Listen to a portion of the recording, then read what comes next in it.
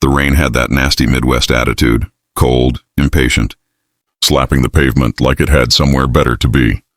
Inside the cafe, the air was warm but awkward. Everyone noticed her. They just pretended not to. She sat near the window in a sleek black wheelchair, hands folded neatly in her lap, posture straight like she'd been trained never to look small. Her coat was expensive, real wool, perfectly tailored, but it didn't soften the look she got. People glanced, then looked away too fast. The kind of look that said, I don't know how to act around you, so I won't. Her name was Eleanor Whitmore. Most of America knew that name. Just not like this. To the world, Eleanor Whitmore was a billionaire investor, a self-made powerhouse, a black woman who built empires in rooms that were never meant for her. She'd been on magazine covers, quoted on Wall Street, feared in boardrooms. But tonight she was alone on her birthday, staring at a cafe menu like it might talk back. The barista, a young white guy with a man bun and tired eyes, kept glancing at her, whispered something to his coworker. They both looked over, then went quiet. Eleanor noticed. She always did. You don't survive decades of subtle racism without learning how to read silence. She checked her phone. Nothing. No messages, no calls, no happy birthday. From people who loved using her name but never showed up when she needed them. She let out a slow breath. Figures! At the next table, a woman leaned toward her friend and whispered, not quietly enough, is she okay being here alone? Her friend shrugged. I mean, that chair takes up space. This place is kind of packed. Eleanor closed her eyes for half a second. Same old song. She had bought companies worth more than this entire block. Yet her presence still felt like an inconvenience. The bell above the door jingled. A man stepped in, rain dripping from his jacket, holding the hand of a little girl. He looked worn down, the kind of tired life puts on you, not sleep. His clothes were clean but cheap, shoes scuffed. The little girl's hair was in uneven braids done in a rush. Daddy, can we get hot chocolate? She asked. He smiled, soft and apologetic. Yeah, baby. Just one, okay? Money's tight. That's okay, she said like it really was. They stepped up to the counter.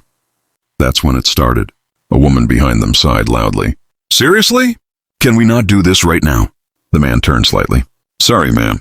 Won't take long. She rolled her eyes. Every time. Always a whole situation. Her eyes flicked to his skin. Eleanor saw it. The man, Marcus Hill, felt it. The barista cleared his throat. Sir, we don't really allow... Allow what? Marcus asked calmly. He gestured vaguely.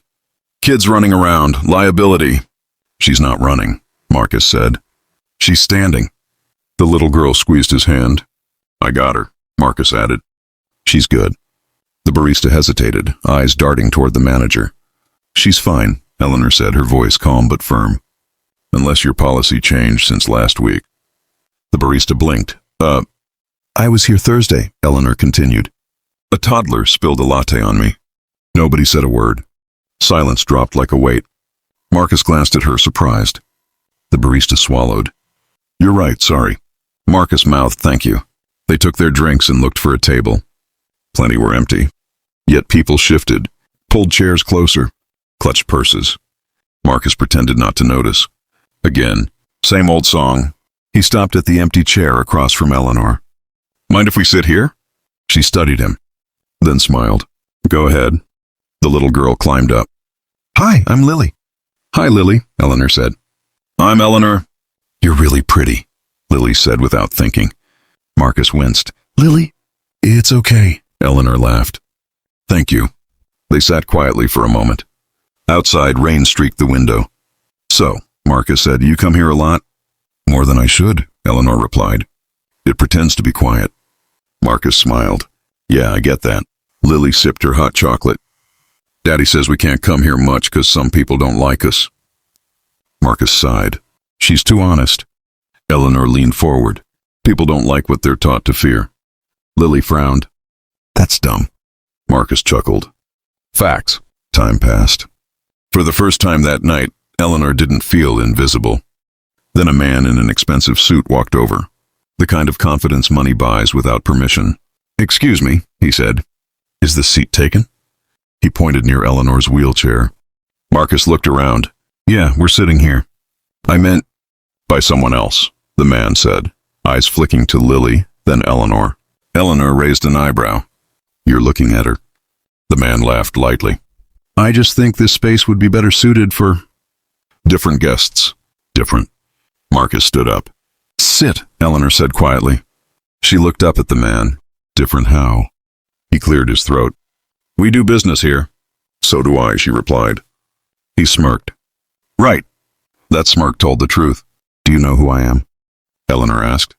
Should I? She smiled. You really should. The manager rushed over. Ms. Whitmore, oh my God, I'm so sorry. The man went pale. Whitmore? He stammered. Eleanor tilted her head. Are you done interrupting my birthday? The manager panicked. Happy birthday. Anything you need? The man backed away fast. Marcus stared. Lily whispered, Are you famous? Something like that. Eleanor smiled. The manager offered free drinks. Marcus shook his head. We're good. The cafe buzz returned, but different now. Careful. They talked until the candle burned low on a small cake. Eleanor hadn't planned to eat alone. When she blew it out, Lily clapped. Thank you, Eleanor said. This meant more than you know. Outside, the rain slowed. Marcus asked softly, Why were you really alone tonight? Eleanor didn't lie, because success doesn't stop loneliness. It just hides it. They exchanged numbers. Neither of them knew what that would lead to. 3 weeks later, Marcus stood in a courtroom. Wrong place, wrong time. A broken taillight, a cop who assumed. A system that didn't need proof. The public defender whispered, They want a plea. I didn't do anything, Marcus said. I know, she replied. But knowing doesn't always win. Lily sat behind him, scared and quiet. Then the doors opened. Whispers spread. Eleanor rolled in. Calm, focused. Her lawyer stood. Eleanor Whitmore appearing as an interested party. The prosecutor stiffened. Eleanor met Marcus's eyes once. That was enough. Dashcam footage appeared. Complaints resurfaced. The truth unraveled fast. Case dismissed, the judge snapped. The gavel hit. Marcus exhaled like he'd been drowning his whole life.